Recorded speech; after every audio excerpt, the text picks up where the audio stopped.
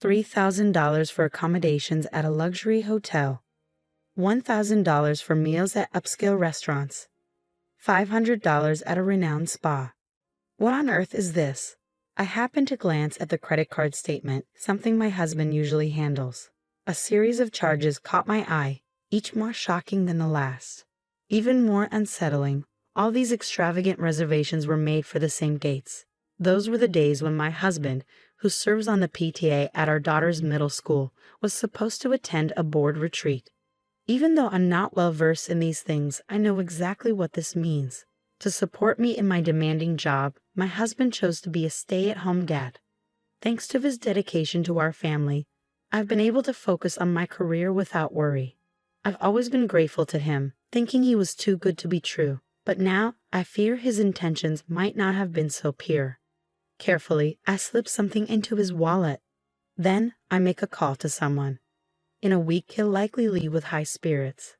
I hope this will be an unforgettable memory for him. My name is Maggie, and I'm a nurse at a university hospital. My days are so busy that I sometimes lose track of time, blending days and nights together. The reason I can keep up with this hectic schedule is my beloved husband, Glenn. I love my job and take pride in it, but the thought of choosing between my marriage and my career has brought me to tears more than once. Glenn respected my determination and chose to become a full-time stay-at-home dad to support our family. He's always encouraged me to give my all at work, never minding the curious glances from other mothers. He even served on the PTA board at our daughter Sasha's middle school. As the breadwinner, I've worked hard to provide for my family. Then, one day, I received a call from the credit card company. I had recently changed the debit account for convenience, but the funds hadn't been deposited in time, leading to an overdraft. Darn it. I muttered as I hurried to check the credit card statement so I could make the transfer. I hadn't looked at the statement in years, trusting Glenn to handle it. I realized just how careless I'd been. My heart nearly stopped when I saw the charges on my phone screen. The total amount was outrageous, and I couldn't recall making any of those purchases. Panicking, I decided to review the details. There I found a long list of transactions I had no memory of: designer boutiques, famous perfumes, a luxury watch brand. I liked those brands, but I hadn't bought anything from them recently. For a moment, I wondered if Glenn, who had a family card, was planning to surprise me, but I hadn't received anything. What's more, all these purchases were made on Wednesdays, the day I work the night shift, and Glenn has his board meeting. What's going on? I resolved to confront him as soon as I got home. I hurried home, anxiety tightening my chest. Just as I was about to reach my front door, a voice called out to me. "Hi, Maggie. Long time no see. Heading home from work?" It was Tara, one of the few PTA moms I knew from school. She was always friendly, and I had run into her just before I could slip inside. "Hey, long time. Thanks for always helping Glenn out with PTA stuff," I said, trying to sound casual. "I hope he's not giving you too much trouble." I didn't know what else to say, so I stuck to the familiar, safe topics. Tara smiled and gave me a playful nudge on the shoulder, teasing me for acting a little distant. As she shifted closer, a familiar fragrance filled the air, a perfume I knew all too well. It was the signature scent of Puffy Marie, the very same brand listed on my credit card statement. I'd wanted that perfume for ages, had tested it multiple times at the store, but never ended up buying it. The scent lingered in the air, unmistakable, tugging at memories. "Smells amazing," I said, trying to keep my voice steady. "That's the one I've been eyeing forever. Did you buy it?" I didn't even know why I asked her that. Maybe it was jealousy, maybe it was something deeper. Either way, I felt a twinge of embarrassment for my own foolishness. But then my mind started to race. Those credit card charges were always made on Wednesdays, days when the PTA meetings took place. And now a PTA member was wearing the exact same perfume. As soon as suspicion took root, it began to grow, faster than I could control. Oblivious to my inner turmoil, Tara smiled brightly and said, "Actually, I got it as a gift. It was our anniversary the other day." She giggled, looking as sweet as ever. "Oh, that's so lovely. You two are still so in love," I replied, forcing a smile while trying to push away the dark thoughts creeping into my mind. After exchanging a few more pleasantries, we said our goodbyes. It wasn't surprising that she had the perfume. It was a popular item, after all. Tara always seemed cheerful, even after having kids. And she still spoke about her anniversary with such joy. But one thing caught my attention as I replayed the conversation in my head. She didn't say husband. I stopped abruptly and turned back to where I had last seen her. Of course, she was gone, but the urge to chase after her was overwhelming. Could Glenn and she have something going on? The tiny doubt that had crept into my mind now grew into something I could no longer ignore. The following Wednesday, my family saw me off to work as usual, but I had a different plan. I asked my colleagues to let me leave early. I didn't tell Glenn, of course. Telling him would have defeated the purpose. I waited for him a short distance from our home, watching and waiting. Soon my mother-in-law arrived to babysit, and Glenn left for his meeting, just as he did every week. So far, everything was routine. I followed him to the school, where the board members gathered in a classroom for their meeting. After about half an hour, the meeting ended, and the members began to leave. Most headed straight home, but Glenn lingered, and then he emerged, arm in arm with Tara. They stared into each other's eyes, their fingers intertwined as they walked toward a nearby hotel. They had no idea I was only a few meters behind them, my face twisted with rage and sorrow. I had trusted him. I had loved him. Had he encouraged me to work long hours just to suit his own convenience? I stood there, feeling utterly betrayed and filled with despair. As if to confirm the painful reality, my phone buzzed with a notification, the latest credit card charge, showing the hotel bill he had just incurred. After what felt like an eternity, they finally left the hotel, looking carefree and content. I calmly snapped pictures of them. There were no more tears. Not even a trace of affection remained in my heart.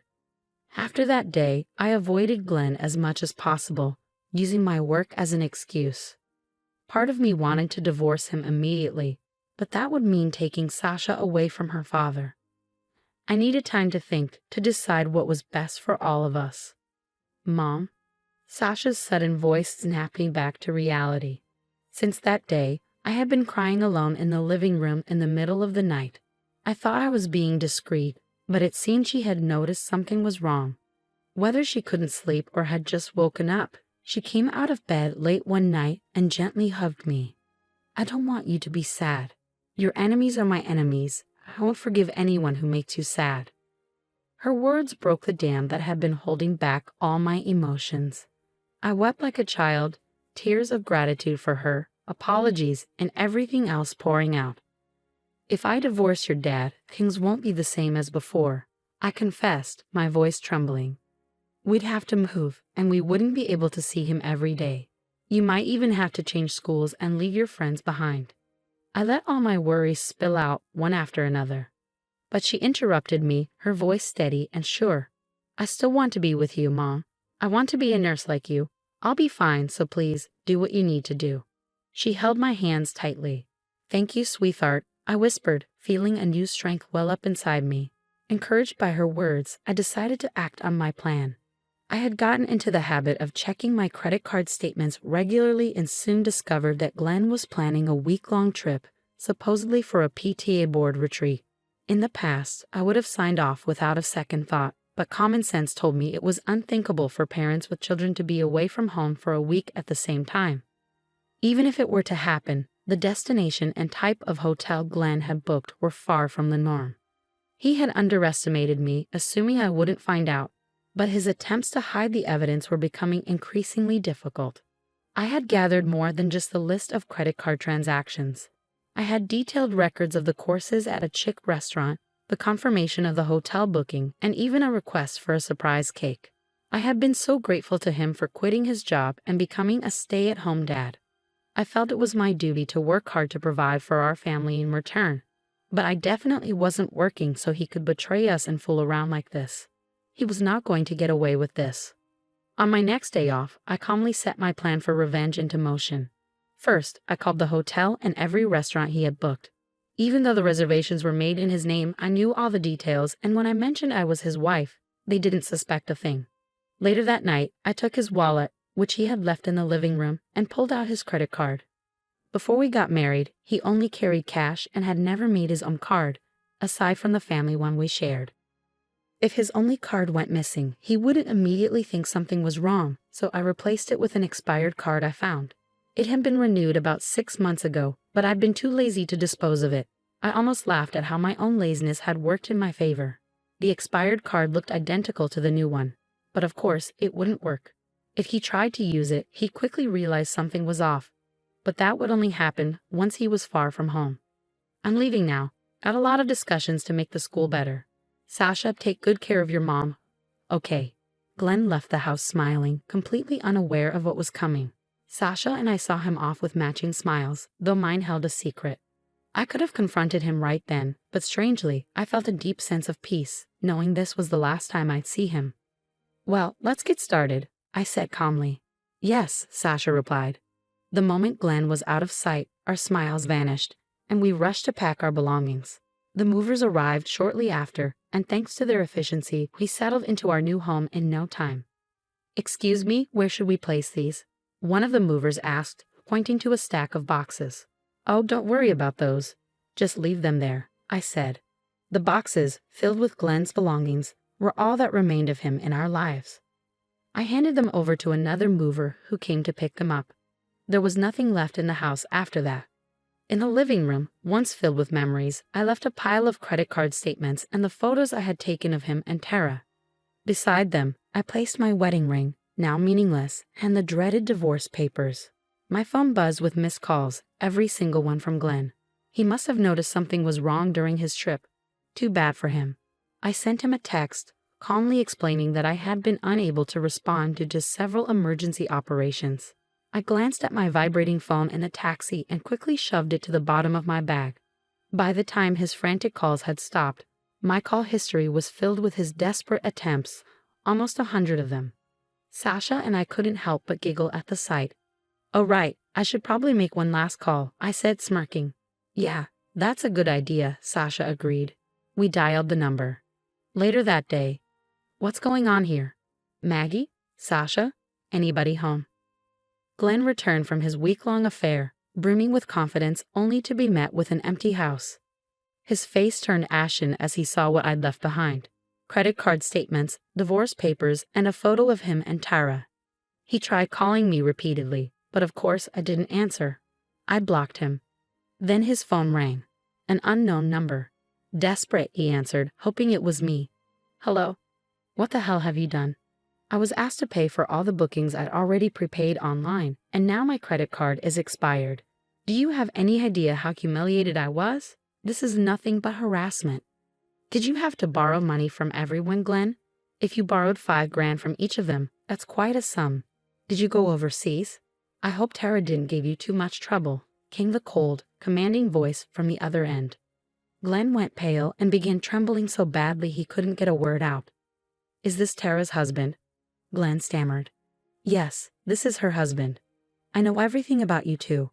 I will be demanding alimony from her, and I won't let you both get away with this. The line went dead as soon as he finished. Glenn was left in stunned silence, his mind reeling. Panicking, he tried to contact Tara, but her phone was disconnected. It had already been canceled. It was her husband who had called me earlier that day after I informed him of their affair. He had been surprised, but not devastated. In fact, he sounded deeply sorry, admitting that he had suspected her for some time. It was a shock for Tara's cheating partner to learn that his mistress was someone he knew well. In fact, he even offered to cooperate with me to help with my plans. After getting Tara's parents' address from him, I sent all of Glenn's belongings along with copies of the divorce papers and photos of their affair to them. Naturally, Tara's parents were furious. Their outrage was so intense that the entire neighborhood soon knew about Tara's divorce and her potential loss of custody due to her infidelity. Her parents, who were wealthy and ran a successful local business, were particularly appalled. They had expected their daughter to get their support regardless, but her actions had tarnished their family's reputation. They refused to let her inside their home when she came to them in tears. With nowhere else to turn, Tara ended up living alone in a small apartment, working grueling hours at a notoriously low-paying job to manage alimony payments. Meanwhile, Sasha and I moved in temporarily with my parents until the divorce was finalized. Glenn returned to his old life, though I've stayed in touch with his parents, who still cared deeply for Sasha. According to his father, Glenn now spends every waking moment on the farm, struggling to keep up with alimony and child support payments. His father sounded deeply disappointed in him. My attorney successfully negotiated a substantial alimony settlement on top of child support, making Glenn's monthly payments quite hefty. He'll likely have to work hard for years to come just to get by, with little left for himself. It seems like a relentless struggle. Once the divorce was finalized, Sasha and I moved into a new home. She transferred to a different school where her new teachers and classmates welcomed her warmly, and she's been thriving in her new environment. With Glenn now a part of the past, I handle the housework myself. Balancing work and home is more challenging than I had anticipated, but I find it preferable to living with deceit and betrayal. I feel rejuvenated and free from the negativity that once clouded my life. I'm more determined than ever to find happiness and put my full effort into everything I do.